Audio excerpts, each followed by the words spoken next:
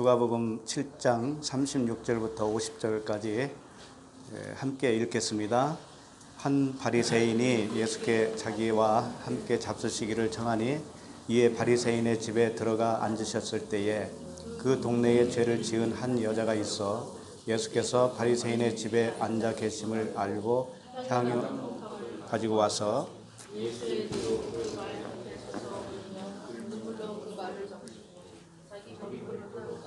그 말에 맞추고 손을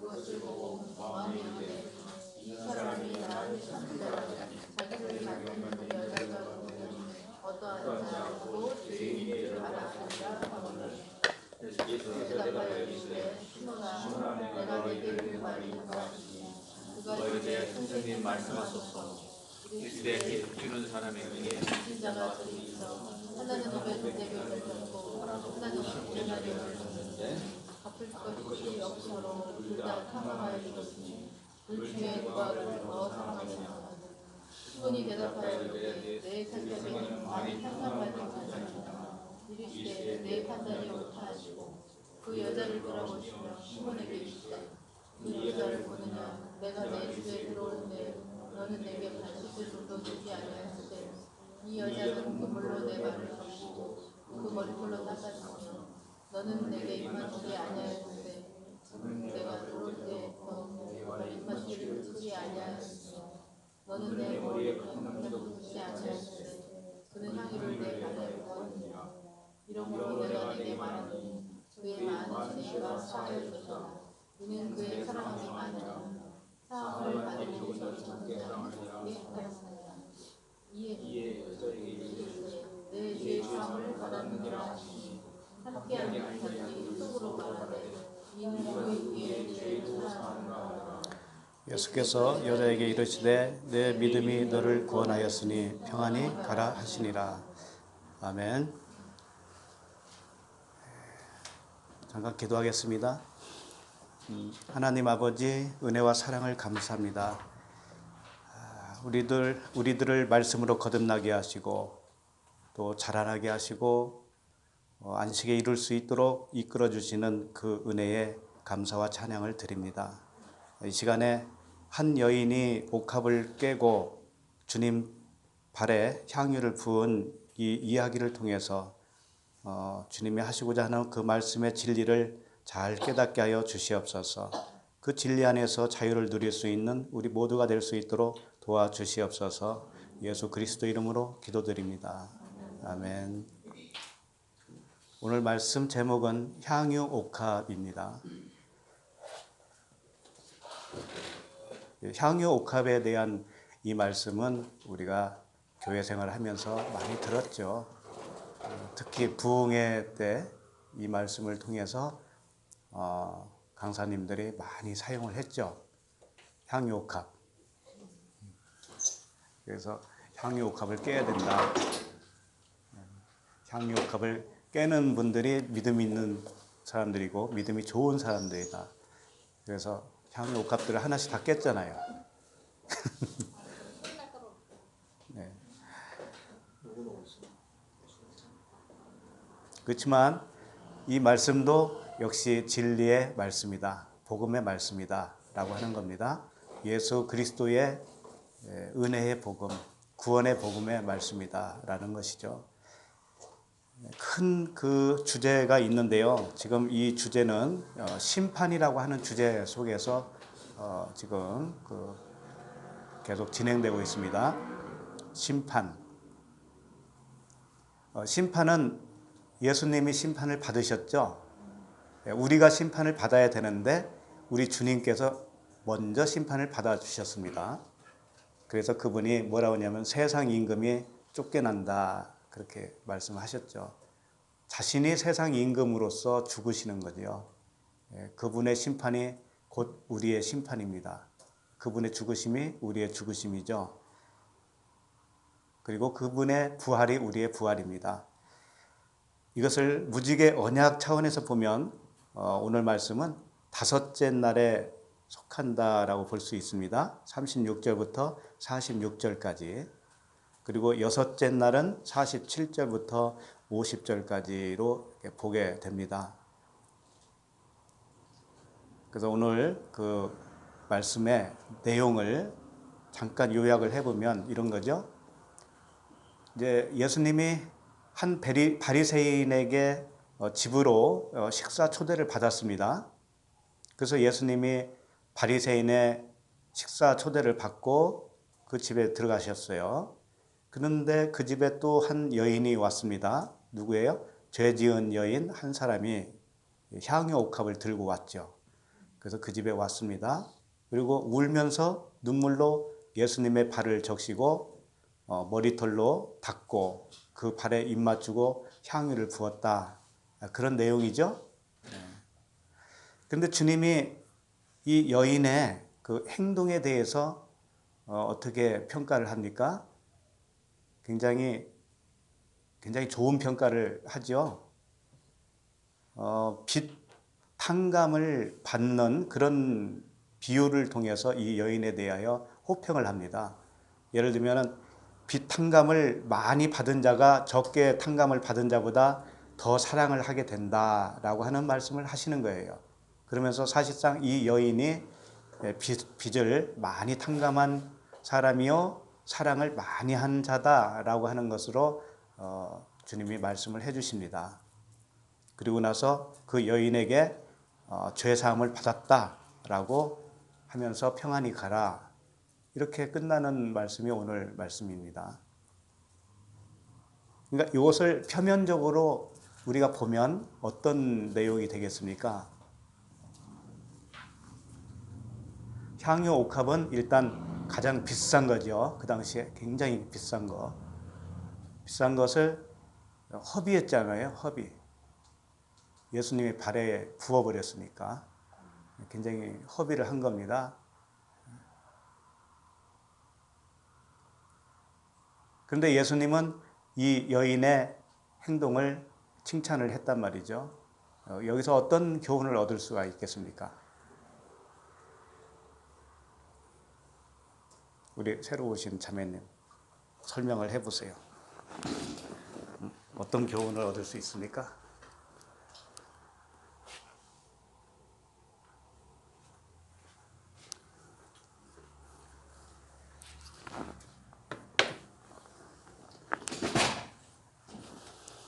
이 여인은 죄를 많이 졌다고 되어 있죠.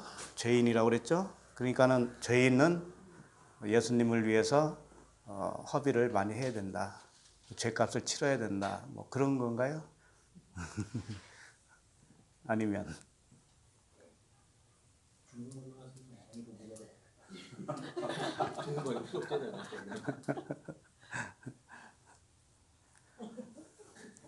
곤란한 질문을 드려서 죄송합니다. 자, 그 36절부터 한 절씩 보도록 하겠습니다. 36절, 한 바리새인이 예수께 자기와 함께 잡수시기를 청하니 이에 바리새인의 집에 들어가 앉으셨을 때에, 이렇게 시작을 합니다. 한 바리새인이 예수께 자기와 함께 잡수시기를 청했다 이겁니다. 근데 사실은 모든 이 성경 말씀은 우리 각자 안에서 일어나는 일입니다. 각자 안에서. 그렇기 때문에 내 안에 바리새인이 있고 내 안에 이 여인도 있는 거예요. 예수님도 계시고요. 예. 그래서 예수님이 이런 말씀을 하셨어요. 내가 문 밖에서 두드리느니 누구든지 내 음성을 듣고 문을 열면 내가 그에게로 들어가 그와 더불어 먹고 그는 나와 더불어 먹으리라. 이런 말씀을 요한계시록 3장 20절에서 하셨습니다. 그러니까 오늘 본문 말씀은 한 바리새인이 예수님께 식사하시기를 청했다라는 의미는 뭐냐면 예수님의 음성을 들었다 이거예요. 문 밖에서 두드리는 예수님의 음성을 듣고 문을 열어드린 거죠. 문을 열어드린 겁니다.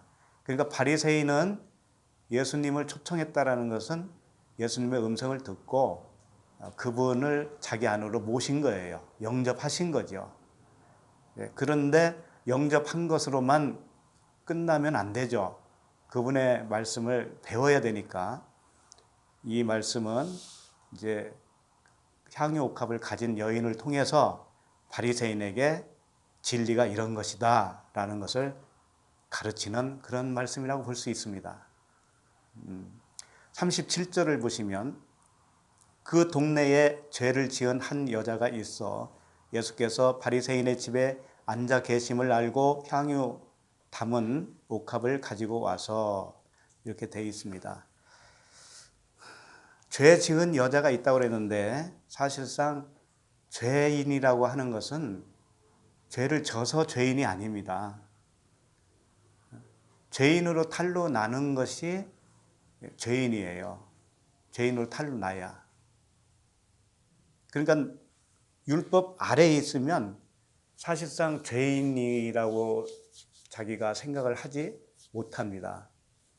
물론 죄인이라고 하죠. 회개한다고 하죠. 그런데 그것은 거의 다 뭐냐면 표면적인 죄를 의미해요. 1차적인 죄, 도덕적인 죄, 율법적인 죄, 율법을 어기는 죄, 그것을 죄라고 생각을 하지요. 그러나 그것은 종교적인 어떤 종교에서도 그런 죄는 죄라고 여깁니다. 그러나 성경에서 말하는 죄는 진짜 죄, 하나님과 내가 분리되어 있구나, 내 안에 하나님의 생명이 없구나, 내 안에 예수께서 그리스도로 계시지 않구나 라고 하는 것을 발견했을 때 비로소 죄인인 거예요. 왜냐하면 사도 바울도 그렇잖아요. 사도 바울을 예를 들면 사도 바울은 바리새인 중에 바리새인이요, 베냐민 지파로서 율법으로는 흠이 없다고 말씀을 했죠. 그런데 그때는 자기가 죄인인지 몰랐어요. 율법 아래에서 열심히 행할 때는 죄인인지 몰랐다니까요. 의인으로 생각을 했지. 그런데 언제 죄인으로 탄로 났습니까? 다메섹 도상에서 주님을 만나서 비로소 눈이 열렸죠. 그런 측면이에요. 그러니까 이 죄인 여자는 진리에 이른 여자예요. 진리를 알게 된 자, 복음을 깨닫게 된 자, 그런 여자죠. 근데 사실상 이 여자는 우리들이 다 그 여자와 똑같은 상황 아닙니까? 우리가 여자죠. 그런데 그 여자가 바리새인의 집에 들어오게 된 동기가 있습니다. 그걸 본문에서 뭐라고 그래요? 예수께서 바리새인의 집에 앉아 계심을 알고, 이렇게 되어 있죠. 예수님이 바리새인 집에 앉아 계심을 알고, 이 앉아 있다라는 단어가 카타케이마이오라고 하는 단어인데요. 보통 앉았다라고 하는 단어로 사용을 잘 안 합니다. 이 단어는. 이 단어는 누워 있다라는 단어로 주로 많이 사용을 해요. 병에 걸려서 누워 있다, 또는 비스듬히 기대어 있다, 뭐 이런 의미의 단어예요. 근데 앉았다라고 하는 단어를 사실상 어떤 단어를 많이 쓰냐면 카디조라고 하는 단어를 써요. 이 카디조가 뭐냐면, 예를 들면 마태복음 5장 1절에 보면 예수께서 무리를 보시고 산에 올라가 앉으시니, 산에 올라가 앉으시니 할 때 카디조예요. 근데 오늘 말씀은 예수께서 바리새인의 집에 앉아 계셨다라고 할 때 이 앉았다라는 단어는 카디조가 아니라 카타케이마이. 예를 들면 병들어서 누웠다. 근데 왜 이 단어를 썼느냐 이거죠. 그리고 여인이 이 바리새인 집에 예수님이 앉아 계시다라는 것을 알고 여기 찾아왔다라는 거죠. 그러니까 여기에는 뭔가 의미가 있어요. 의미가. 자, 이런 거예요. 유대인의 풍습에는 식사할 때 어떻게 식사를 하냐면 비스듬히 누워서 한다고 그래요. 비스듬히 누워서. 그래서 최후의 만찬 그 할 때도 보면 요한이 예수님의 가슴에 비스듬히 누웠다고 그러죠. 그래서 이 비스듬히 눕다라고 하는 거예요. 밥 먹을 때. 근데 왜 이런 풍습이 있었을까 하는 거죠. 왜 밥 먹을 때는 비스듬히 누워서 먹을까? 반듯하게 앉아서 먹지. 이게 의미가 있더라 이거죠. 뭐냐면 유대인의 식사는 이런 거 있죠? 밥상 교육이라는 거 있죠? 밥상 교육. 밥상 교육. 이 밥상 교육을 비스듬히 누워서 한다라는 것으로 표현하고 있어요. 왜 그럴까? 이 카타케이마이는 병들어 눕다, 길게 옆으로 놓이다 이런 뜻이에요. 비스듬히 기대다 이런 뜻이란 말이에요. 그러니까 카타케이마이는 앉았다라는 건 뭐냐면 식사 때 이렇게 길게 눕는다라는 의미는 뭐냐? 교육한다 이런 뜻이에요. 교육한다, 가르친다 이런 뜻이에요. 왜 그러냐면 진리는 위로 서야 되잖아요. 진리는 그리고 하나입니다. 하나인데 십자가를 통과하면 진리로 서는 거예요. 네? 일어서는 겁니다. 그런데 십자가를 통과하기 이전까지는 어떤 상태냐면 사람들이 누워있는 상태. 그래서 교육을 받는 동안에는 아직 서 있지 못한 상태잖아요. 교육을 받는 동안에는 길게 옆으로 누워있는 상태로 표현을 하고 있는 거죠. 그러니까 예수님이 바리새인 집에 앉아 계셨다. 비스듬히 기대고 있었다. 길게 옆으로 누워 계셨다. 라고 하는 의미는 뭐냐면 이분이 지금 교육 중이다 이거예요. 제자들을 교육시키고 있다. 이것을 알고 그 여인이 향유 옥합을 가지고 등장을 한 거다 이거죠. 그래서 우리들도 밥 먹을 때 옆으로 기대서 먹읍시다 이제. 서로 가르치는 거죠.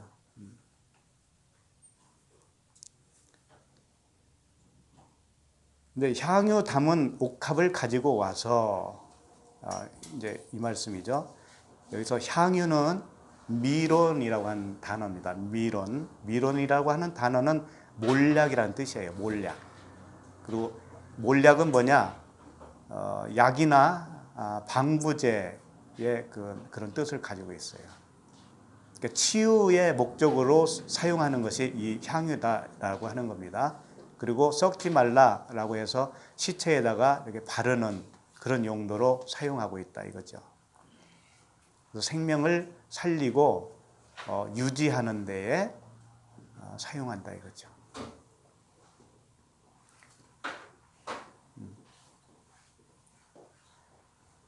그래서 사실은 이 향유가 예수님 자신을 의미하기도 해요. 예수님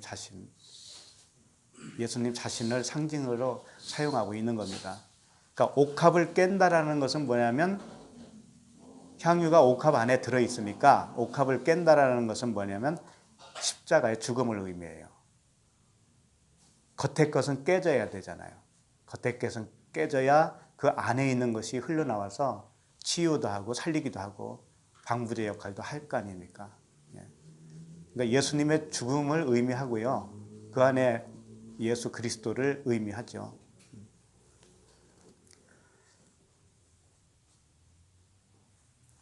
우리가 잘 알듯이 예수님이 태어나셨을 때 동방박사들이 왔었잖아요. 그때 가지고 온 세 가지가 있었습니다. 선물로 예수님께 드렸잖아요. 그게 이제 마태복음 2장 11절에 있어요.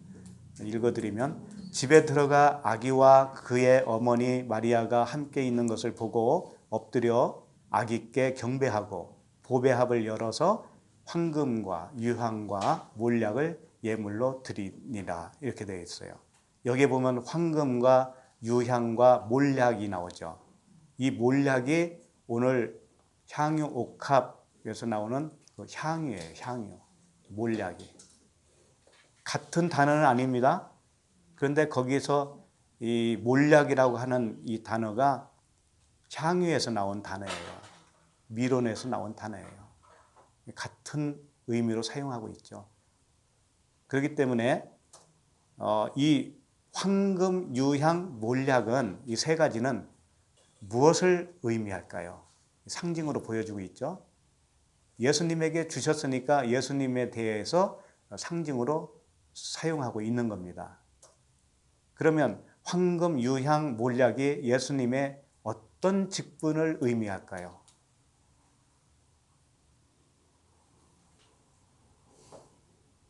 그것은 황금은 왕이라고 하는 거예요. 왕. 그 다음에 유향은 제사장. 왜 그러냐면 유향은 태워야 되거든요. 태워서 향을 피우는 겁니다. 제사장이에요. 제사장은 자기를 죽이는 거 아닙니까? 우리를 뭐라 그래요? 너희 몸을 산 제물로 드리라고 그랬잖아요. 우리가 제사장인데 자기를 드려야 되잖아요. 그래서 유향이에요. 그 다음에 몰약은 뭐냐면 선지자예요. 선지자. 구약에 이 왕, 제사장, 선지자는 따로따로 있었잖아요.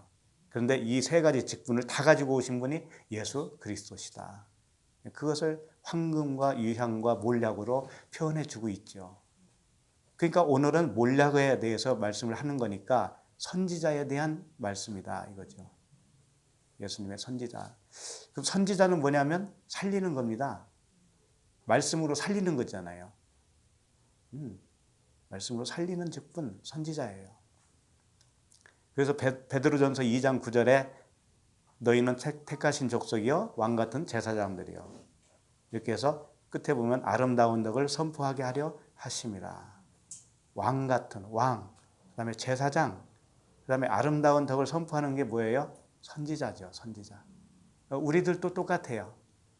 우리 예수께서 가지신 직분을 우리들도 똑같이 이양을 받은 거죠. 예. 자, 이런 의미로서 향유 옥합을 좀 이해를 해 주시면 좋겠습니다. 자, 오늘 본문 말씀이 그 여인이 옥합을 이제 깼다는 말은 이 오늘 본문에는 없습니다. 그러나 다른 부분에서는 나와요. 옥합을 깼다라는 단어가 나옵니다. 어쨌든 옥합을 향유를 쏟으려면 옥합을 깨야 돼요. 이 향유를 부었다라고 하는 이 이야기가 마태복음, 마가복음, 오늘 누가복음, 요한복음 다 나와요. 다 나오는데 오늘 보고 있는 누가복음만 시간과 장소가 틀려요. 나머지 세 군데에 나오는 사건은 같은 사건인데 이 누가복음만 같은 사건이 아니에요. 내용은 똑같아요. 내용은 똑같은데 같은 사건이 아니다 이거죠. 왜냐하면 누가복음은 지금 우리가 보고 있는 이 본문은 갈릴리 지방에서 나온 이야기입니다. 갈릴리 지방. 주님이 갈릴리 지방을 지금 다니시면서 복음을 전하고 있거든요. 그런데 다른 부분 마태복음, 마가복음, 요한복음은 베다니라고 하는 곳에서 일어난 일이에요. 베다니는 예루살렘과 가까운 곳입니다. 그래서 베다니하고 갈릴리하고는 많이 떨어져 있어요. 갈릴리 지방하고는. 이 지도로 이렇게 보니까 엄청나게 거리가 떨어져 있더라고요. 그래서 같은 내용을 가지고 있는 사건인데 각각 다른 사건이에요, 이것이. 근데 왜 이렇게 기록을 해놨을까를 생각해 보면 우리가 늘 말씀드렸듯이 물세례와 불세례가 있죠. 첫 번째와 두 번째가 있잖아요. 그것을 이 사건을 통해서도 암시적으로 말씀해 주시는 것이 아닌가 이렇게 미루어 생각해 봅니다. 어쨌든 마태복음, 마가복음, 요한복음에도 이 사건 내용이 비슷하게 되어 있기 때문에 거기를 좀 살펴보려고 그래요. 내용으로는 같은 내용이기 때문에 보면 유익하리라고 봅니다. 그래서 첫 번째 마태복음 26장 6절을 보시도록 하겠습니다.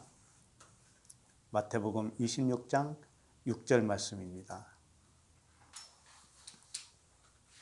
마태복음 26장 6절에 보면 예수께서 베다니 나병 환자 시몬의 집에 계실 때에 이렇게 시작을 하죠. 그러니까 베다니라는 거죠. 베다니 지방. 갈릴리 지방이 아니고. 그리고 누구냐면은 나병 환자 시몬의 집이라고 그러잖아요. 근데 누가복음은 누구네 집이에요? 바리새인 집인데 그 바리새인도 시몬이에요. 또 공교롭게 이름은 똑같아요. 시몬은 들음이라고 하는 뜻이거든요. 그러니까 들어야 된다는 뜻이죠. 이 베다니 나병 환자 시몬의 집에 계실 때에 7절 한 여자가 매우 귀한 향유 한 옥합을 가지고 나와서 식사하시는 예수의 머리에 부으니. 여기서는 예수님의 머리에 붓습니다. 본문 누가복음에서는 어디다 부어요? 발에다가 부어요. 예. 자, 그 다음에 8절. 제자들이 보고 분개하여 이르되 무슨 의도로 이것을 허비하느냐. 허비하잖아요. 허비한다. 하나님이 허비한 게 뭘까요? 네? 하나님이 허비를 하셨거든요. 그 비유가 있죠. 왕의 어떤 주인의 종이 재물을 허비한다는 소식을 들었다. 한 왕이. 그래서 그의 직분을 박탈한 그런 비유가 있었잖아요. 허비하는 거예요. 허비. 그런 똑같은 지금 내용을 가지고 있죠. 향유옥합을 부어버린 거예요. 이게 허비다 이거죠. 이것은 예수님의 죽으심을 의미해요. 하나님이 죽는 것처럼 죽는 것만큼 허비하는 게 어디 있습니까? 자, 여기 또 7절 머리에 부으니 8절 제자들이 분개하여 이르되 무슨 의도로 이것을 허비하느냐. 9절 이것을 비싼 값에 팔아 가난한 자들에게 줄 수 있었겠도다 하거늘. 자, 비싼 값에 팔아서 가난한 자들에게 줘야 됩니까? 안 줘야 됩니까? 네? 줘야죠. 네. 그러면 이 제자들이 바로 말을 했네요. 네. 겉으로 보면 안 돼요. 겉으로 보면 가난한 자들에게 팔아서 주면 안 되죠. 그런데 안에 있는 내용으로 보면 비싼 값에 파는 게 뭐냐면 예수님의 죽으심이잖아요. 그러니까 죽으심으로 우리 같은 심령이 가난한 자들에게 생명으로 주신다 이거죠. 생명으로 갚아주신다. 그 다음에 10절 예수께서 아시고 그들에게 이르시되 너희가 어찌하여 이 여자를 괴롭게 하느냐. 그가 내게 좋은 일을 하였느니라. 일단 여자가 하는 그 허비한다고 하는 내용이 좋은 일을 했다라고 호평을 하고요. 그 다음에 너희들은 왜 여자를 괴롭게 하느냐라고 하는 것은 뭐냐면 여자의 일이 지금 괴로운 거다 이거예요. 괴로운 것이다. 왜? 예수님이 자신의 몸으로 죽으시고 영으로 우리에게 오시기까지는 고통스럽잖아요. 괴롭잖아요. 우리가. 나 혼자 살아야 되니까 괴롭잖아요. 그러니까 얼른 그분을 모셔야 되지요. 얼른 그분이 오셔서 나를 부인시켜 주시고 그분이 나의 주인이 되어서 살아주시면 그럼 끝난 거 아닙니까? 그렇게 되기까지는 괴로운 거예요. 그걸 이렇게 간접적으로 표현해 주고 있는 거죠. 11절 보면 가난한 자들은 항상 너희와 함께 있거니와 나는 항상 함께 있지 아니하니라. 가난한 자들이 너희에게 항상 있다 라고 하는 거죠. 예수님은 가난한 자 중에 가난한 자예요. 예수님은. 그런데 그 가난한 자 중에 가난한 예수님은 먼저 죽어주셔야 되는 거죠. 그래야 우리들이 가난한 자들을 정말 먹여줄 수가 있는 것이죠. 12절 보면 이 여자가 내 몸에 이 향유를 부은 것은 뭐라고 그러는 거예요? 내 장례를 위하여 함이니라. 그러니까 사실상 향유 옥합을 부은 일은 예수님의 장례를 위해서 했다라는 거죠. 그럼 우리에 있어서 향유를 붓는 게 뭘까요? 우리에 있어서. 나에게 있어서 예수님 발에 향유를 붓는다. 이게 어떻게 하는 것이 향유를 붓는 걸까요? 주님의 장례를 위한 거라고 그랬잖아요. 그러니까 주님의 죽으심과 나의 죽음이 함께 가는 거 아닙니까? 그러니까 내 목숨을 버리는 것이 뭐예요? 향유옥합을 붓는 거죠. 내 목숨을 버리는 겁니다. 나의 목숨을. 내 목숨을 내 스스로 버릴 수는 없죠. 그렇기 때문에 주님이 먼저 목숨을 버려주시고 그 다음에 우리에게 성령으로 오셔서 우리에게 적용을 시켜주셔요. 적용을 시켜주시면 나의 목숨이 날아가죠. 육적 생명이 날아간다고요. 그것이 십자가의 죽음이죠. 그렇게 되면 주님이 온전히 우리를 인도해 가신죠. 그때는. 이게 복음 아닙니까? 13절 내가 진실로 너희에게 이르노니 온 천하에 어디서든지 이 복음이 전파되는 곳에서는 이 여자가 행한 일도 말하여 그를 기억하리라 하시니라. 주님이 기억하라 라고 하는 말씀이 바로 요때 하셨어요. 다른 거 기억하라는 말은 없어요. 내가 태어난 날을 기억하라? 그런 말 있습니까? 없잖아요. 내가 죽은 날 기억하라 그런 말씀이 있습니까? 없잖아요. 그런데 이 여자가 행한 일을 기억하라고 한 거죠. 그럼 우리에게 적용하면 그게 뭐예요? 이걸 기억한다는 거. 그렇지. 나의 목숨을 버려야 된다는 거, 그거 기억하라 이거죠. 그거 잊지 말아라. 그걸 위해서 주님께 기도해라. 그걸 바라야 되지 않니? 이런 말씀이죠. 그때의 12 중에 하나인 가룟 유다라 하는 자가 대제사장들에게 가서 말하되, 근데 이 내용에 이어서 나오는 말이 뭐냐면 가룟 유다에 대한 이야기가 나오잖아요. 신기하잖아요. 향유 옥합을 깨어서 주님께 허비했잖아요. 그 내용과 이어서 가룟 유다의 이야기가 나와요. 15절 보면 내가 예수를 너희에게 넘겨주리니 얼마나 주려느냐 하니 그들이 은 30을 달아주거늘. 그러니까 예수님이 그 향유 옥합을 허비하는 것 같이 예수님이 십자가에서 죽으시는 것이 진리잖아요. 그것을 가룟 유다를 통해서 또 말씀을 하신다니까요. 가룟 유다가 뭘 하고 있는 거예요 지금? 예수님을 파는 일들을 하고 있죠. 팔아야 돼요, 안 팔아야 돼요? 팔아야 돼요. 우리도 마찬가지입니다. 은 30이라고 하는 것은 진리예요. 예수님의 몸값이라고요. 예수님을 팔고 얻어지는 몸값이 그리스도라고 하는 은 30이에요. 그래서 그 300데나리온이라고 하는 값이 매겨져요. 이 향유 옥합의 값이 300데나리온. 그것이 이제 다음에 나오는데 마태복음에서는 여기까지만 보시고 마가복음 14장 3절에 이 똑같은 내용이 나옵니다. 마가복음 14장 3절. 14장 3절에 보시면 예수께서 베다니 나병 환자 시몬의 집에서 식사하실 때에 똑같은 사건이죠. 베다니 나병 환자 시몬의 집 식사하실 때에 한 여자가 매우 값진 향유 곧 순전한 나드 한 옥합을 가지고 와서, 여기서는 순전한 나드 한 옥합이라고 그래요. 옥합은 옥합인데 하나라는 거죠.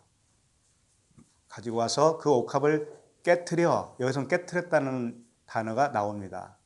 깨트리는 거예요. 깨트려 예수의 머리에 부으니. 십자가의 죽음이죠. 마가복음에서도 똑같은 사건을 이렇게 표현하고 있고요. 그 다음에 요한복음 11장 1절을 보세요. 요한복음 11장 1절. 요한복음 11장 1절에 어떤 병자가 있으니 이는 마리아와 그 자매 마르다의 마을 베다니에 사는 나사로라. 어떤 병자가 뭐냐면 나사로가 병들었을 때의 이야기입니다. 2절 이 마리아는 향유를 주께 붓고 머리털로 주의 발을 닦던 자요 병든 나사로는 그의 오라버니더라. 이렇게 되어 있어요. 자, 그 마리아가 향유를 주께 붓고 머리털로 주의 발을 닦던 자라고 했습니다. 분명히. 그런데 12장으로 가보세요. 요한복음 12장 1절. 6월절 엿새 전에 예수께서 베다니에 이르시니 이곳은 예수께서 죽은 자 가운데서 살리신 나사로가 있는 곳이라. 이제 나사로가 11장에서는 나사로가 죽기 이전 이야기죠. 병들었다는 소식을 들었을 때니까. 그리고 11장이 내용이 다 끝난 다음에 죽고 나사로가 죽은 다음에 다시 살아났잖아요. 주님이 살렸죠. 그런 일이 다 있은 후에 12장 1절에 나사로가 있는 곳이다 이거죠. 살아난 나사로가 있는 곳. 2절 거기서 예수를 위하여 잔치할새 마르다는 일을 하고 나사로는 예수와 함께 앉은 자 중에 있더라. 마리아는 지극히 비싼 향유 곧 순전한 나드 한 근을 가져다가 예수의 발에 붓고 자기 머리털로 그의 발을 닦으니 향유 냄새가 집에 가득하더라. 분명히 11절에서는 뭐라고 그랬어요? 그 마리아가 전에 그랬단 말이에요. 전에 예수님의 발에 향유를 붓고 머리털로 닦았던 여자다 이렇게 되어 있잖아요. 그런데 12장에 한 번 더 하잖아요, 이게. 그러죠? 예. 그러니까 두 번을 했다라는 거예요. 두 번을. 두 번 했는데 전에 했던 그 내용이 누가복음일 수가 있다 이거. 누가복음에 나오는 오늘 본문 말씀이다 이거죠. 시간적으로도 한참 앞이니까. 이 베다니에서 했던 이 내용은 예수님이 잡히시기 바로 직전이에요. 6월절 음식 잡수시기 이전에 임박해서 일어난 사건이거든요. 근데 누가복음에서 나온 이 말씀은 한참 전에 서두에 예수님 사역 초기에 했던 그런 사역이에요. 그러니까 이 두 사건이 시간적으로 틀리고요. 장소적으로도 틀립니다. 그런데 전에 그런 일이 있었다라고 요한복음에서 밝히는 걸 보면 마리아 같아요. 마리아. 누가복음에 나오는 그 향유옥합의 여인은 마리아 같다 이거죠. 이름은 안 밝혔기 때문에 알 수는 없어요. 어쨌든 지금 요한복음 12장 보고 있습니다. 12장에 보면 이때는 발에다가 부었다고 되어 있어요. 아까 마태복음에서는 어디에다 부었어요? 머리에다 부었죠. 똑같은 사건인데 여기서는 발에다가 부었다라고 사건을 진술하고 있습니다. 그러니까 예수님의 머리에 부은 사건이나 발에 부은 것이나 같다라는 거예요. 같다. 다른 의미로 한 것은 아니다. 같다 이거죠. 요한복음 12장 4절 제자 중 하나로서 예수를 잡아줄 가룟 유다가 말하되 이 향유를 어찌하여 300데나리온에 팔아 가난한 자들에게 주지 아니하였느냐. 가룟 유다가 300데나리온이라고 하는 가격을 매기는 겁니다. 여기서. 예수님의 몸값이죠. 결국은. 이것을 팔아서 가난한 자들에게 줘야 되지 않느냐. 맞다. 그러니까는 그래? 그러면 내가 예수를 팔아야지. 그래서 가룟 유다가 이제 예수님을 팔러 가는 거예요. 6절 이렇게 말하면 가난한 자들을 생각함이 아니요 그는 도둑이라 돈꾀를 맞고 거기 넣는 것을 훔쳐감이라. 이게 무슨 말씀일까요? 이렇게 말하면 이제 진짜 눈에 보이는 가난한 자들을 생각함이 아니라 그는 도둑이라 돈꾀를 맞고 거기 넣는 것을 훔쳐감이라. 돈깨가 뭡니까? 돈을 넣는 곳이죠. 그러면 우리가 돈을 돈깨에 넣는다는 의미는 뭐냐면 나의 가치관을 넣는 거예요. 사람의 생각, 육신의 정력, 안목의 정력, 이생의 자랑을 이게 돈이에요. 우리로서는. 그 바리새인들이 돈을 좋아한다라고 예수님이 표현했지만 실제 돈을 사랑한 게 아니에요. 그분들이. 바리새인들은 청렴한 사람들이었다고 그러잖아요. 그 당시에. 근처에 11조를 꼬박꼬박 냈잖아요. 한 주에. 그리고 2번씩이나 금식을 했습니다. 그런 사람들이 무슨 돈이 탐났겠어요? 그런데 돈을 사랑한다라고 주님이 말씀했다는 건 뭐냐면 그들이 율법 아래에서 율법 준수라고 하는 그 돈, 그 율법 준수를 해야 자기가 만족을 얻거든요. 그래서 그것 자체가 율법 준수가 그들에게는 돈이에요. 돈. 돈께는 뭐냐면 우리의 율법적인 육신의 생각을 그냥 버려버리는 거 아닙니까? 그럼 그것을 훔쳐가야 돼요? 안 훔쳐가야 돼요? 훔쳐가야죠. 그걸 훔쳐가시는 분이 누구예요? 예수님이셔요. 그러니까 우리 안에서 나라고 하는 육적인 생각을 누가 훔쳐가냐면 예수님이 훔쳐가는 거예요. 안 그러면 우리 살아남을 자가 없습니다. 그분이 훔쳐간다니까 지도새도 모르게. 30년 동안 40년 동안 신앙생활 하고 이렇게 왔잖아요. 근데 그분이 훔쳐갔어요. 야금야금 그동안에. 훔쳐가서 나도 모르는 사이에 진리 안에 들어온 거예요. 비진리를 계속 훔쳐간 거죠. 그렇게 해주신 거예요. 그분이 그렇게 하신 거예요. 7절 보면 예수께서 이르시되 그를 가만두라 나의 장래할 날을 위하여 그것을 간직하게 하라 그랬잖아요. 가난한 자들은 항상 너희와 함께 있거니와 나는 항상 있지 아니하리라 하시니라. 그러니까 향유옥합의 이야기는 누구의 장례식을 위한 것이다? 예수님의 장례를 위한 거다.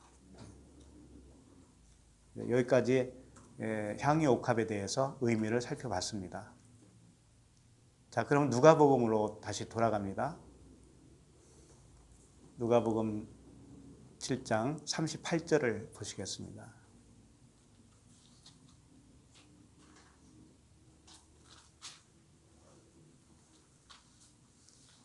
38절 예수의 뒤로 그 발 곁에 서서 울며 눈물로 그 발을 적시고 자기 머리털로 닦고 그 발에 입 맞추고 향유를 부으니. 이제 그 향유 옥합을 가지고 온 여인이 한 행동이 여기서 한 절에 다 함축되어 있습니다. 첫 번째가 뭐냐면 예수의 뒤로 그 발 곁에 서서예요. 예수의 뒤로. 예수의 뒤로. 왜 예수의 뒤로 갔을까요? 뭐 우리 단어 하나에 너무 집착하는 거 아니냐 생각할 수도 있지만 이런 행동 하나하나가 뭔가를 설명하고 있기 때문에 그냥 넘길 수가 없는 거죠. 예수의 뒤로 가면 예수님이 그 여인의 앞에 서게 될 거 아닙니까? 네? 그러니까 앞서서 죽어라 이거예요. 앞서서 죽어라. 예수님은 앞에서 죽어라. 난 뒤따라가겠다 이거죠. 안 그래요? 예수님을 앞세우는 모습을 여기서 표현하고 있다. 나는 예수의 뒤를 따르는 자입니다. 여인의 행동은 예수님의 장례를 위한 것이니까 예수님의 죽으심을 통하여 내가 살 수 있습니다. 이런 고백이죠. 그러나 여기서 보면 그 발 곁에 서서 그랬잖아요. 서서. 섰다라는 것은 히스테미거든요. 그러니까 이 여인이 예수님 뒤에서 예수님이 먼저 죽으셔야 마땅합니다 라고 고백을 했다면 이는 이미 진리에 서 있는 자다 이거죠. 죄인 여인은 이미 진리 안에 들어온 자예요. 섰다 이거, 서 있다. 자, 서서 어떻게 울며 눈물로 그 발을 적실 수가 있을까요? 실질적으로는 어렵잖아요. 엎드려야지. 무릎을 꿇고 있든지 그래야 그 눈물이 발을 적실 수 있을 거 아닙니까? 그러니까는 서서라고 하는 의미는 진리에 서 있다 이거예요. 진리에 서 있다. 그리고 가만히 보면 여인의 행동이 예수님의 어디에 집중되어 있습니까? 발에 집중되어 있잖아요. 발에. 예수님의 발에만 집중되어 있어요. 그래서 일단은 이 발이 의미하는 게 있어요. 발. 예수님의 발. 발이 의미하는 게 있어요. 그런데 예수님의 발이든지 팔이든지 눈이든지 간에 예수님은 통째로 말하면 말씀이잖아요. 말씀.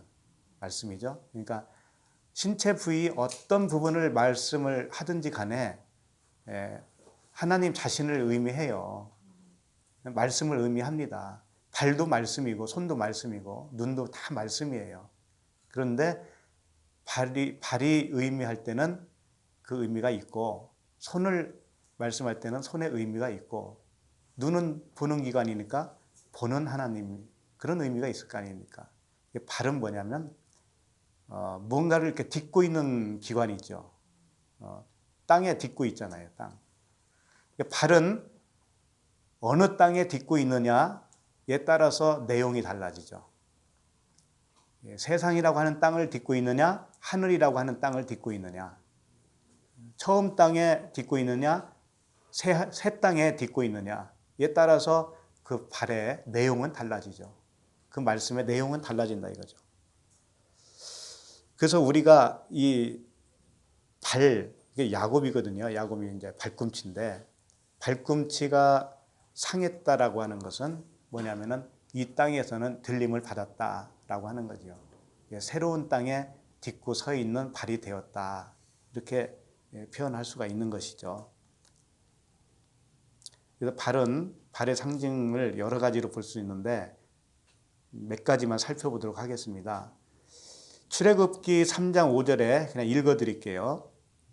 잘 아시는 대로 모세가 떨기나무 앞에 섰을 때 이야기예요. 출애굽기 3장 5절에 보면 하나님이 이르시되 이리로 가까이 오지 말라. 내가 선 곳은 거룩한 땅이니 내 발에서 신을 벗으라. 이렇게 되어 있죠. 발은 신을 벗기 전까지는 모세가 거룩한 땅에 자기 육신의 신을 신고 있었던 것이죠. 그러니까 육신의 생각을 벗어라 라고 하는 거죠. 그러니까 이 발은, 우리의 발은, 육신의 발은 뭐예요? 이렇게 씻어야 될 발, 신을 벗어야 할 발, 또는 가려야 할 발이에요. 그래서 가려야 할 육신의 발을 이사야서 6장 2절에서 이렇게 표현하고 있어요. 스랍들이 모시고 섰는데 각기 6날개가 있어 그 둘로는 자기의 얼굴을 가리었고 그 둘로는 자기의 발을 가리었고 그 둘로는 날며, 이렇게 되어 있어요. 스랍들이 있는데 스랍들이 누구겠습니까? 구원받은 백성들이에요. 이것도 역시 있는데 6날개가 있다 이거죠. 근데 그 중에 얼굴을 가리고 자기 발을 가리고 두 날개로는 날아가는데 발을 가렸다 이거죠. 얼굴을 가리고 발을 가렸다. 이 발의 의미는 뭐냐면 육신의 생각이에요. 육신의 정체성이에요. 우리의 정체성. 육신의 정체성은 가려야 된다 이거죠. 가려야 된다. 반면에 아름다운 복음의 발이라고 하는 표현도 있어요. 아름다운 복음의 발. 이사야 52장 7절인데 좋은 소식을 전하며 평화를 공포하며 복된 좋은 소식을 가져오며 구원을 공포하며 시온을 향하여 이르기를 내 하나님이 통치하신다는 자의 산을 넘는 발이 어찌 그리 아름다운고. 그랬습니다. 그러니까 복음을 전하는 발, 복음을 전하는 발, 아름다운 발, 이렇게도 표현하고 있습니다. 그리고 또 한 가지, 발은 생식기로 은유적으로 표현을 해요. 생식기.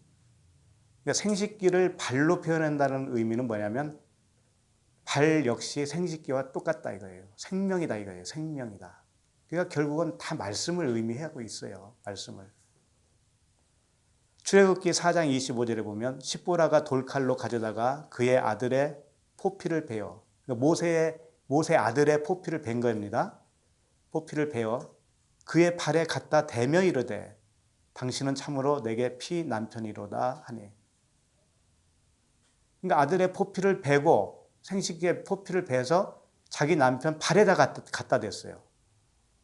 그렇게 하는 의미는 뭘까요? 이 생식의 포피가 뭐예요? 율법이잖아요. 육신의 생각이잖아요. 회개하는 거니까 그게. 그 배에는 육신이 이 너의 발이다 이거죠. 모세의 발이다. 모세는 율법이잖아요. 그러니까 결국은 뭐예요? 씻어내야 할, 잘라내야 할 그 포피는 가려야 할 발과 똑같다는 의미를 가지고 있어요. 다 생명을 의미하고 있어요. 생명.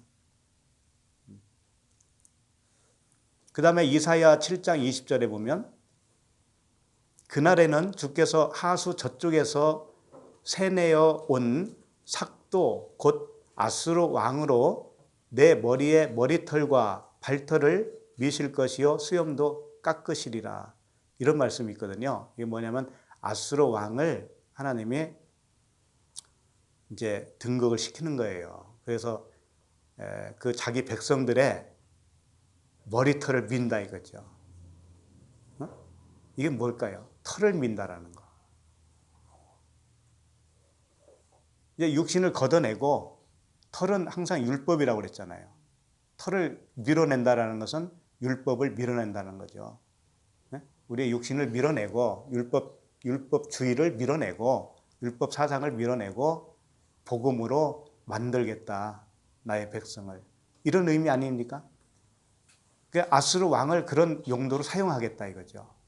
근데 여기서 머리털과 발털이라고 그랬는데 이 발털을 그 공동 번역 있죠? 거기에 보면은 음무로 되어 있어요. 생식기의 털을로 표현하고 있다니까요. 그러니까 이렇게 성경에서 이야기한다고 하는 의미는 발은 뭐냐면 생명의 복음을 의미하고 있어요. 진리의 말씀을 의미하고 있다 이거죠. 발은. 그러니까 머리털, 발털, 수염 이게 다 같은 의미예요. 밀려야 되는 겁니다. 이것은 다 깎아야 될 것이죠.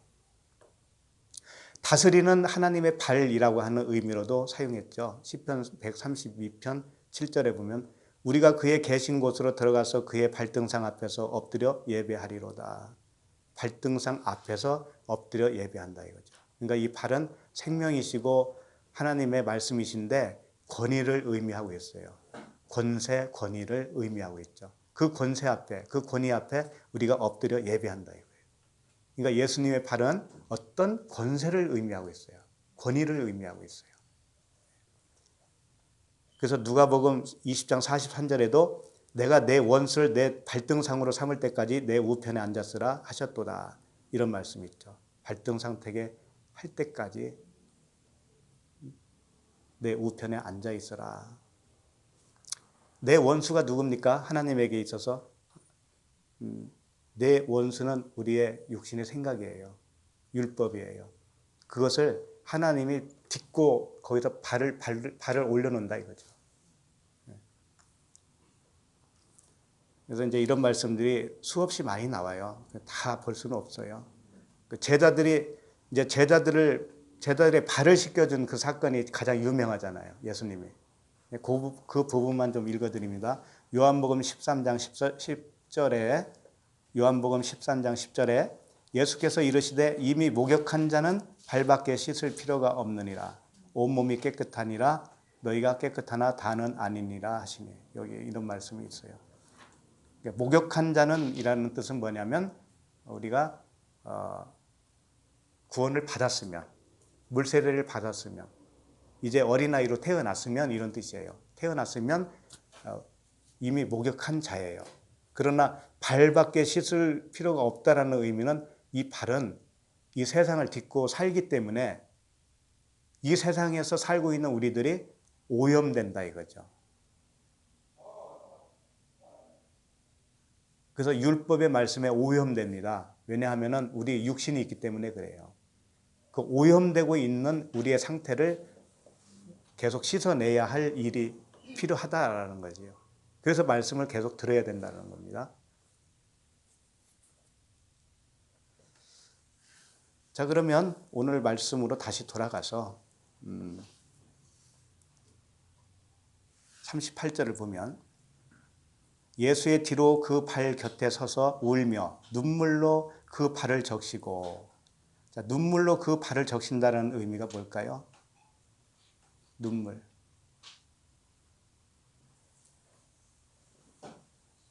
그러니까 눈물과 그 예수님의 발과 일치시키는 것이죠. 그 눈물은 뭐예요? 내가 내 안에 생명이 없었던 것이 사실이구나. 이걸 발견하는 거죠. 우는 것은 항상 내 안에 주님이 없다라는 것을 발견할 때 우는 거예요. 상징적으로 보여주는 거예요. 마리아가 예수님의 무덤을 갔을 때 그 무덤이 없어졌거든요. 무덤에 예수님이 안 보이시거든요. 그때 울었어요. 그와 같이 내 안에도 예수님이 안 계시구나. 주님이 안 계시구나. 이걸 발견할 때 생명이 없구나. 이걸 발견할 때 그때 우는 겁니다. 비진리의 눈물, 물이 비진리의 물, 아랫물이 주님의 발과 하나가 되는 거예요. 그래서 그분이 죽어주시는 겁니다. 그러니까 이것은 세상 임금이라고 하는 차원이에요.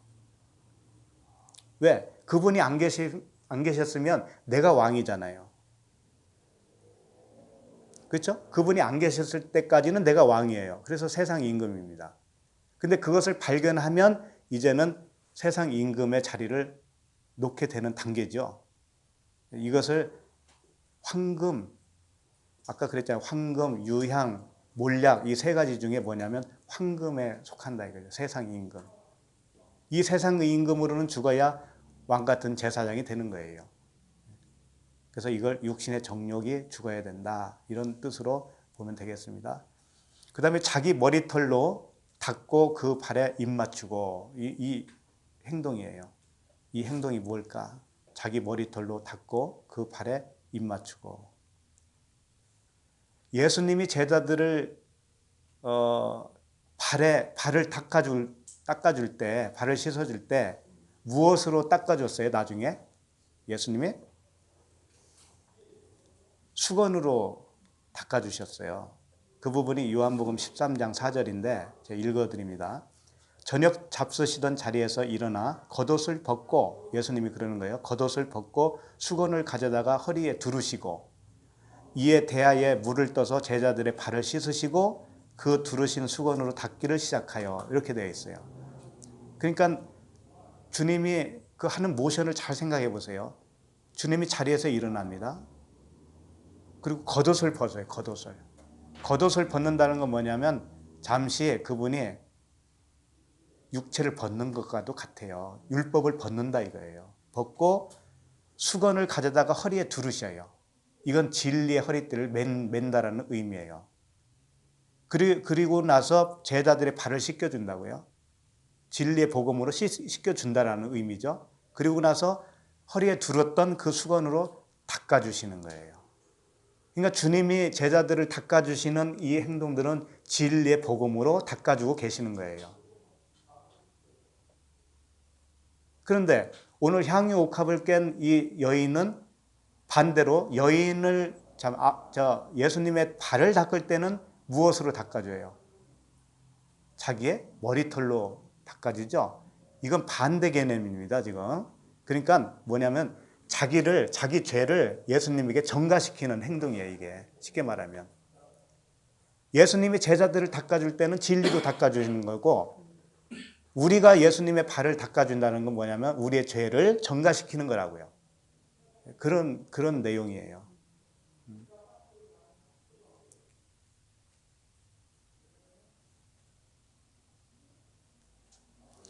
그래서 여인의 머리털과 예수님의 발과 하나가 되어지는 겁니다. 그래서 예수님이 죽어주시는 거예요. 네. 다 우리와 하나가 되는 그 모션들이에요. 요게 다. 그 다음에 자기의 입으로 뭘 한 거예요? 입 맞추고 그랬잖아요. 그 발에 입 맞추고. 입 맞춘다는 건 뭐예요? 자기 언어, 비진리의 언어, 율법적인 언어를 예수님의 발과 일치시키는 거죠. 그래서 예수님은 또 그걸 다 가져다가 십자가에서 죽어주시는 것이죠. 그러니까 머리털, 또 입맞춤, 그 다음에 이제 향유가 나오죠. 향유를 부었어요. 향유는 아까도 말씀드렸지만 살리는 그런 그 몰약이라고 했죠. 몰약. 살리고 부패를 방지하는 방부제다라고 하는 것이죠. 그러니까 향유는 사실상 예수님 자신을 의미하고 있어요. 그래서 그걸 그분에게 붓는 겁니다. 그래서 주님이 이렇게 향유가 옥합이 깨져서 발에 붓는 것 같이 주님이 죽어주십시오 라고 하는 고백이에요. 그 진리를 알았다 이겁니다.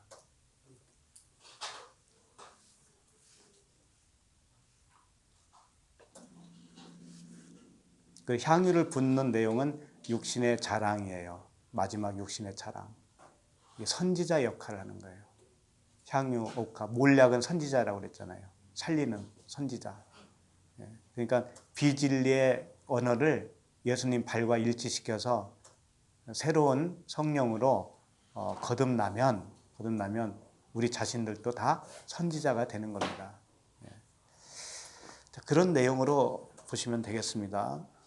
그런데 여기서 한 가지 조금 볼 게 뭐냐면 자기 머리털로 닦는 거죠. 그 다음에 그 발에 입 맞추는 거죠. 향유를 붓는 거죠. 이 세 가지가 나와요. 닦고 입 맞추고 붓는다고 하는 이 동사. 이 동사가 어떤 동사냐면은 미완료 동사예요. 미완료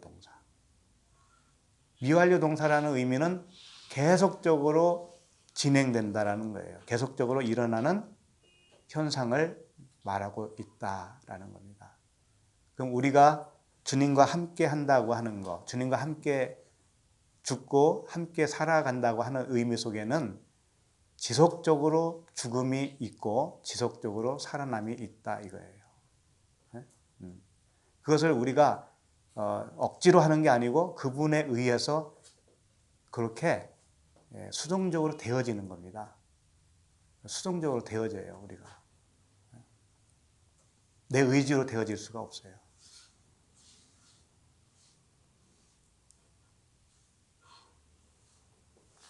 그래서 내 의지로 하는 것이 아니고 주님의 의지에 의해서 받아들여지는 겁니다. 우리가 받아들여지는 거예요. 십자가의 죽음과 부활을 받아들여지는 거예요. 나도 모르게 받아들여져요. 그래야 복음이죠. 그 힘든 것을 어떻게 내가 하겠습니까? 주님이 해주시요, 주님이. 그래서 이 사건, 사고, 일상생활 속에서 주님이 하시는 그 이끄심이 다 들어있는 거예요, 그 속에. 나도 모르게 끌려가는 겁니다. 끌려가다가 나도 따라가요, 나도 이제는. 이제 눈치가 이제 빨라져요. 눈치가 빨라져서 주님과 이제 보조를 같이 하게 됩니다, 이제. 그 게임할 때 옆 사람과 다리 한쪽씩 묶어서 걸어가는 거 있잖아요. 처음에는 이게 안 맞잖아요. 빨리 못 걷죠. 근데 하다 보면 이게 이제 보조를 맞춰서 빠른 걸음으로 갈 수 있어. 달려갈 수도 있어요. 그렇게 되어지는 거죠. 39절을 좀 보겠습니다.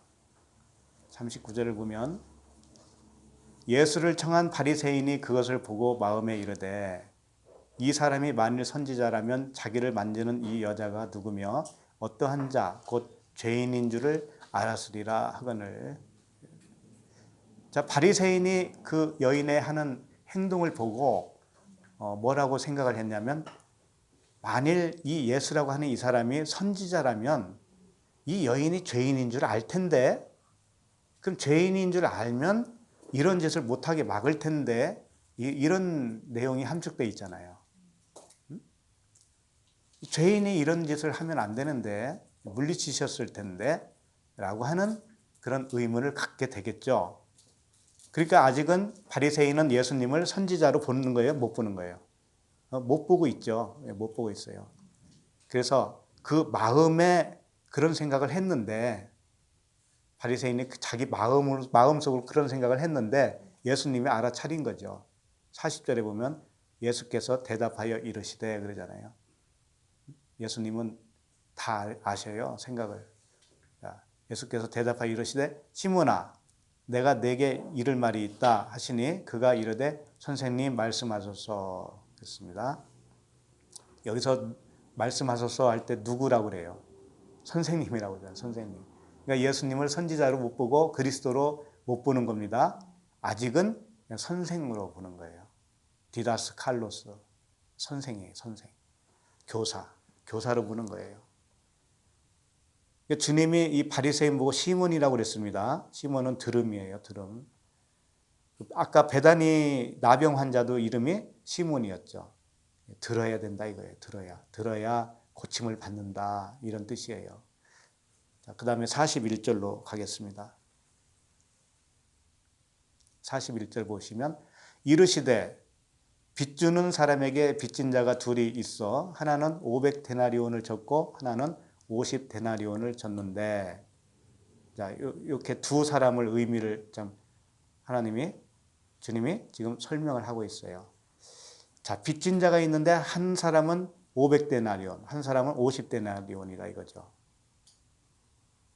사실상 이게 누구를 말하고 있냐면 그 여인과 향유옥합을 가지고 온 여인과 바리새인을 두고 하는 말씀이에요.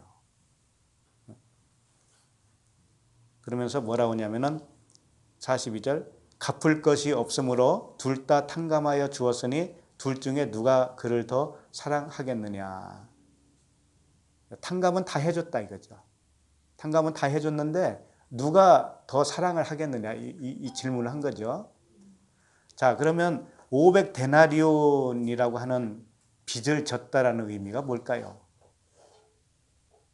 그리고 50데나리온을 빚을 졌다라는 의미는 뭐냐면 50데나리온만큼 내가 빚진 자구나 라고 깨닫는 사람이 뭐냐면 50데나리온의 빚진 자예요. 그리고 500데나리온의 빚을 졌구나 라고 깨닫는 사람이 500데나리온의 빚진 자예요. 그럼 그 의미가 뭘까? 이제 50데나리온이라고 할 때는 50부장 아시죠? 50부장. 그 다음에 100부장 아시죠? 100부장. 100명을 다스리는 자, 50명을 다스리는 자. 이게 50부장, 100부장이에요. 그것을 이렇게 표현도 가능해요. 그렇다면 이게 무슨 내용이냐? 50, 500 이것은 하나님의 말씀을 의미하고 있어요. 모세 오경 그러잖아요. 모세 오경. 깨닫는 말씀 5마디 그런 말씀들이 있잖아요. 이게 다 말씀을 의미하는데 그러니까 말씀을 50데나리온만큼 깨달은 자, 말씀을 500데나리온만큼 깨닫는 자 이렇게 볼 수도 있고요. 자기 죄가 50데나리온만큼 깨달은 자, 자기 죄가 500데나리온만큼 깨달은 자 이렇게 볼 수도 있어요. 그렇다면 50부장과 100부장의 차이는 뭘까? 50데나리온과 500데나리온의 차이는 뭘까? 50데나리온은 물세례에 해당된다. 이거 물세례. 절반 깨달았는데 10으로 의미하잖아요. 50, 10. 그 다음에 100은 뭐냐? 500, 100단위로 말하는 이 500은 뭐냐? 불세례까지를 의미한다 이거죠. 성경에 왜 그런 말이 어디 있느냐라고 반문할 수도 있습니다. 근데 곳곳에 이런 말씀들이 있어요. 항상 두 가지로 표현을 하거든요. 물세례와 불세례. 처음에는 율법으로 내가 죄인인 줄 깨닫는 차원이 있습니다. 도덕적인 죄를 죄인으로 깨닫는 그런 차원이 있다 이 말씀이에요. 그래서 도덕적으로 윤리적으로 잘 살려고 노력을 해요. 이게 누구냐면 율법 아래에 있는 사람들의 전형적인 모습이에요. 이것은 뭐냐면 50부장이다 이거죠. 50데나리온의 빚진 자다 이겁니다. 근데 500데나리온의 빚진 자로 내가 발각된 사람은 누구냐면 영적인 살인자였구나 내가 영적인 간음자였구나 라는 것까지 깨닫는 자. 이게 이제 진짜예요, 진짜. 그럼 이 사람은 그 깊이가 굉장히 깊잖아요. 영적인 의미까지 다 알게 됐으니까. 그러면 이 사람은 하나님을 진짜 사랑하는 자예요. 하나님을 사랑하는 것은 하나님 사랑해요 하면서 눈 감고 찬양한다 해서 하나님 사랑하는 거 아닙니다. 진리를 깨닫고 그 진리로 화답할 수 있는 자가 하나님을 사랑하는 자예요. 그렇기 때문에 그 불세례까지 가서 내가 영적 간음자라고 하는 것까지도 가야 되는 거예요. 영적 살인자였구나라는 것까지 가면 정말 탕감을 많이 받은 자입니다. 그 죄를 사함 받았으니까. 겉에 것만 받아서는 안 된다 이거예요. 안에 있는 죄까지도 탕감을 받아야 정말 탕감을 많이 받은 거죠. 그렇게 된 사람은 뭐예요? 사랑을 많이 하는 사람이다 이거죠. 그러니까 성경 말씀으로 말하면 항상 그 겉에 있는 말씀에 의해서 움직이는 사람과 그 안에 있는 진리로 움직이는 사람과는 차이가 엄청난 거예요. 진짜는 뭐냐면 그 안에 있는 것으로 존재가 되어서 살아가는 사람. 그 사람이 뭐냐면은 죄사함 받은 사람이에요. 그 사람이 사랑받는 사람이고 주님을 사랑하는 자예요. 그래서 48절 보면 이에 여자에게 이르시되 내 죄 사함을 받았느니라 하시니 이렇게 나오잖아요. 48절에서. 그러니까 이 여자가 탕감을 많이 받은 자요. 이 여자가 영적 그 죄가 무언가를 간파했다 이거죠. 그리고 이 여인이야말로 죄 사함을 받은 자고 평안히 갈 수 있는 자다라고 하는 겁니다. 예, 성경 말씀은 거기까지 가는 거예요, 항상. 자, 43절을 보겠습니다. 42절에서 갚을 것이 없으므로 둘 다 탕감하여 주었으니 둘 중에 누가 그를 더 사랑하겠느냐 이렇게 하니까는 43절에서 시몬이 대답하여 이르되 내 생각에는 많이 탕감을 받은 자는 받은 자니이다. 이르시되 내 판단이 옳다. 당연하죠. 탕감을 많이 받은 자가 많이 사랑하는 자입니다. 자, 그 다음에 44절. 그 여자를 돌아보시며 시몬에게 이르시되 이 여자를 보느냐? 내가 내 집에 들어올 때 너는 내게 발 씻을 물도 주지 아니하였으되. 이건 뭐냐면 너에게는 발 씻을 물, 그 진리의 물이 없다 이거예요. 그런데 이 여자는 그 진리의 물이 있으니까 나에게 발을 눈물로 씻어주지 않았겠느냐. 이런 말씀이고 내가 내 집에 들어올 때 너는 내게 발 씻을 물도 주지 아니하였으되 이 여자는 눈물로 내 발을 적시고 그 머리털로 닦았으며 이렇게 표현을 해주는 겁니다. 많이 탕감을 받은 자, 그 여인을 여기서 의미하고 있죠. 향유옥합을 깬 여인, 그것은 자기라고 하는 목숨을 버린 거예요. 자기 목숨을 잃은 겁니다. 한마디로 말하면 자기 목숨을 잃은 자는 도로 찾는다고 그랬잖아요. 목숨을 찾고자 하는 자는 자기 목숨을 잃어야 된다고 그랬잖아요. 향유옥합을 깬 이 여인은 그런 여인이다 이겁니다. 우리들도 역시 마찬가지입니다. 우리의 의로움이 다 깨져서 목숨을 버려져야 되는 것이죠. 그것을 주님이 해주시겠다 이겁니다. 자, 45절로 갑니다. 너는 내게 입맞추지 아니하였으되. 입맞추지 않았다는 건 뭐냐면 예배를 안 했다 이거예요. 신령과 진정으로 신령과 진리로 예배할지니라 그랬잖아요. 그러니까 너는 진리가 없으니 나와 입맞추지 못했을 거 아니니. 입맞춤이라는 게 예배거든요. 그런데 이 여인은 내가 들어올 때부터 내 발에 입맞추기를 그치지 아니하였다. 예. 진리에 이르게 되고 자기 목숨을 잃고 다시 찾은 사람은 항상 주님과 입맞추고 있는 상태입니다. 입맞추기를 그치지 않는 사람이에요.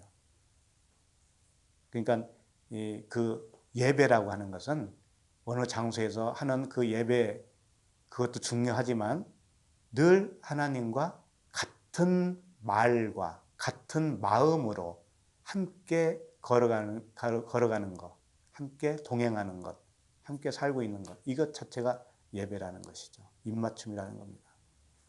하나님 마음으로 하나 된 자. 그렇게 돼야 돼요. 그렇게 되려면 그분이 오시는 수밖에 없습니다. 자, 46절. 너는 내 머리에 감람유도 붓지 아니하였으되 그는 향유를 내 발에 부었느니라. 그러니까 너는 감람유를 내 머리에 부어야 되는데 감람유가 없잖니 너에게는. 진리가 없잖니 그잖아요. 그리스도가 없잖니.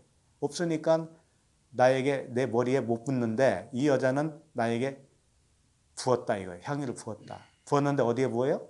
발에 부었다. 발에 붓는 거나 머리에 붓는 거나 사실 똑같은 의미다. 이제 이런 거죠. 알파와 오메가 되시는 분이기 때문에 똑같다. 자, 그 다음에 47절. 이러므로 내가 내게 말하노니 그의 많은 죄가 사하여졌도다. 이는 그의 사랑함이 많음이라 사함을 받은 일이 적은 자는 적게 사랑하느니라. 그러니까 우리가 율법 차원에서 죄인이다라고 하는 것은 하나님을 적게 사랑하는 거예요.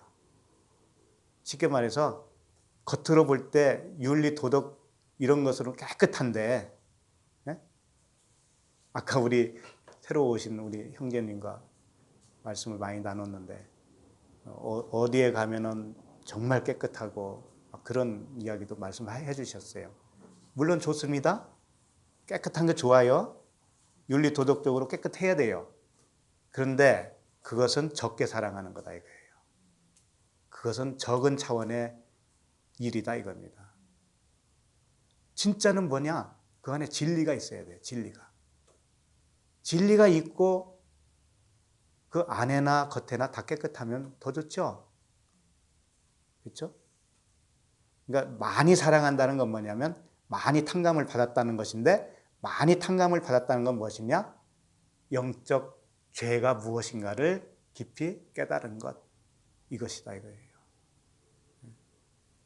주님의 말씀은 영이기 때문에 그렇습니다. 영이기 때문에. 그러니까 욥기에 보면 욥이 얼마나 의인이라고 그랬습니까? 당대 의인이라고 그랬죠. 그 자식들 중에 하나가 잔치를 벌이면 죄를 범했을까 싶어가지고 여지없이 제사를 드렸다고 그러잖아요. 그런 욥에게 환난이 닥치니까 자기의 정체성이 발각되잖아요. 그런 겁니다. 겉으로 봤을 때 깨끗하게 사는 거요. 좋아 보이고 그것도 추구해야 돼요. 그런데 더 중요한 건 뭐냐면 정말 알맹이를 모르면 안 돼요. 알맹이를 알아야 돼요. 알맹이를. 주님의 그 마음, 영적인 생각, 주님의 기준, 영적 기준, 그것을 아셔야 돼요. 성령의 마음을 아셔야 돼요. 이것이 하나님을 사랑하는 자예요. 그렇게 되면 그걸 그럼 어떻게 기준으로 삼을 수가 있느냐? 그건 내가 하나님께 내 목숨을 버렸느냐 안 버렸느냐로 가늠할 수 있다 이거예요. 내 목숨을 안 버렸으면 이 땅에서 내가 원하는 게 너무 많이 있을 거 아닙니까? 또 내 고집으로 살려고 할 거 아닙니까? 그 내 고집대로 안 되면 거기에 대해서 뭐가 나올까요? 불만이 나오겠죠? 불평불만이 나오겠죠? 네. 그런 걸 보면 안다 이거예요. 그런 걸 보라 이거예요. 내 정체성이 지금 어떤 상태냐. 그걸 볼 수가 있잖아요. 목숨을 잃었으면 정말 목숨을 잃은 거예요.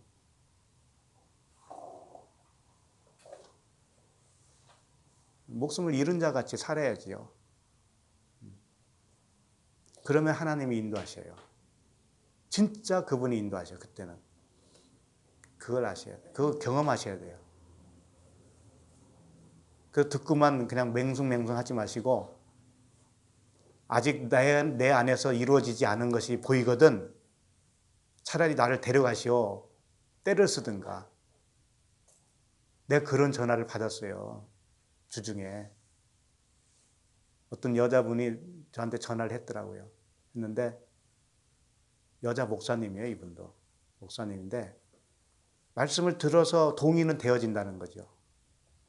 말씀 듣고 기쁘다는 거죠. 그런데 자기 안에 왠지 모르게 평안이 없고 뭔가 그냥 걸리는 게 있다라는 거죠. 걸리는 게. 해결되지 않는 뭔가가 있는 거예요. 자기 안에.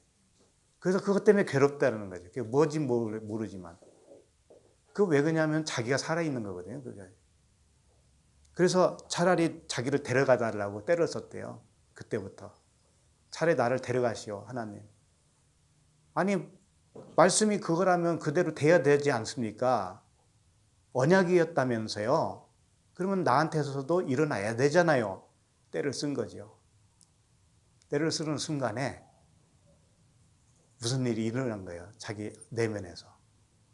무슨 일이 일어났어요. 일어났는데 평강이 덮치더니 그때부터 모든 시각이 바뀌더라는 거예요.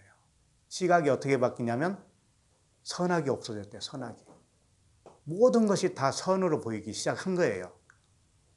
그때부터. 그래서 진짜 참 평안을 이제 그때부터 누리게 되었다. 기쁜 소식을 전하겠노라 하면서 전화를 하셨더라고.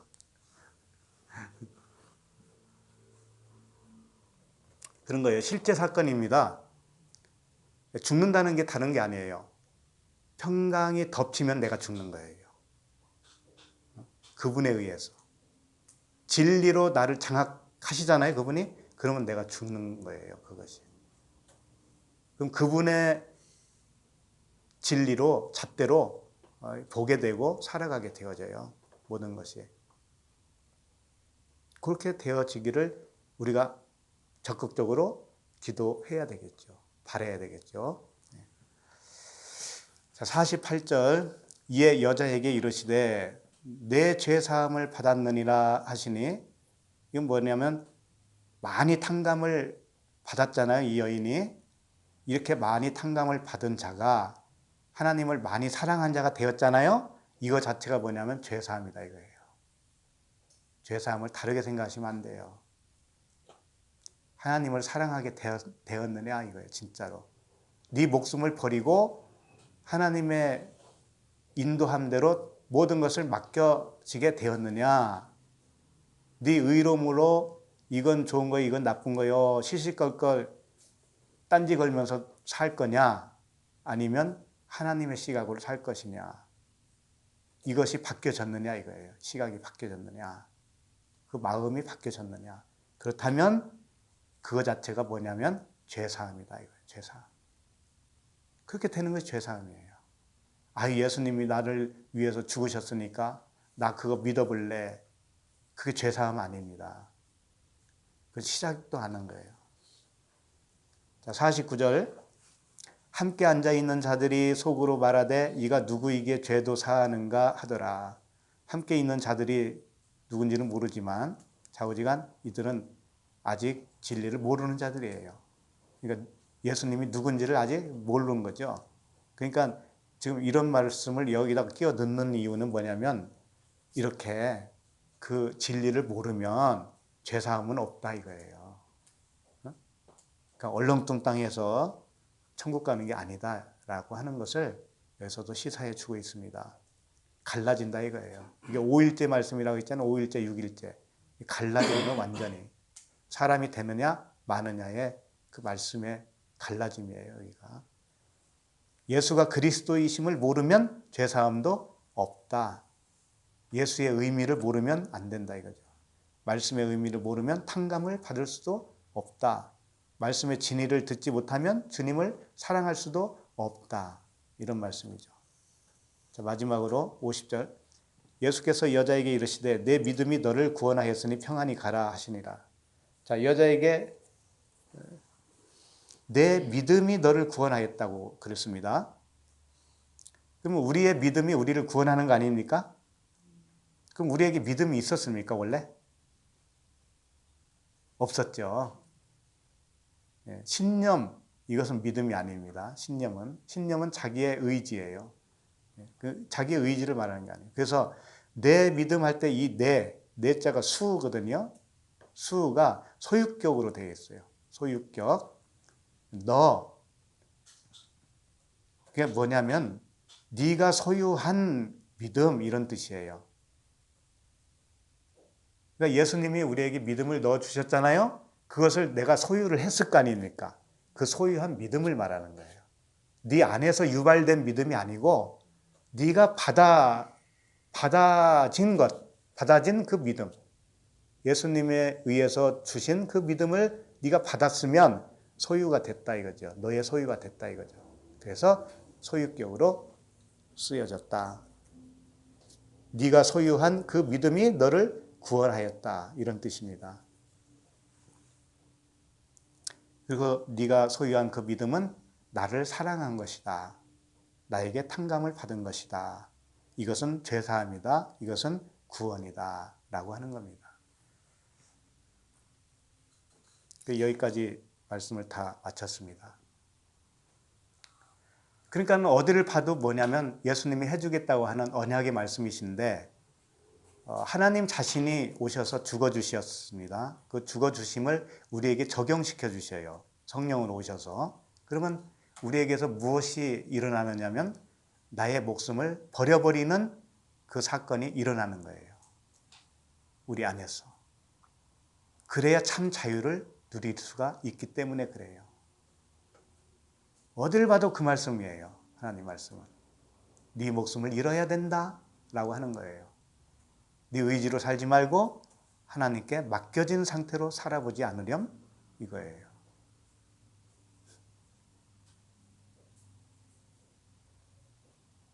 베드로가 바다 위를 걸었잖아요.